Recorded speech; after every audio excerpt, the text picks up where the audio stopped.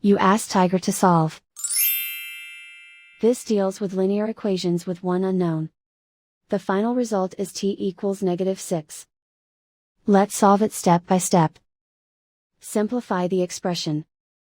Group like terms. Simplify the arithmetic. Group all constants on the right side of the equation. Subtract 14 from both sides. Simplify the arithmetic.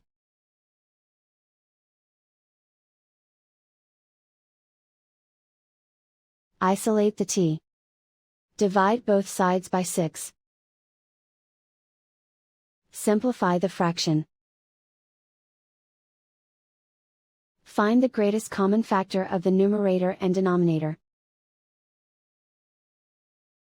Factor out and cancel the greatest common factor. And so the final result is t equals -6.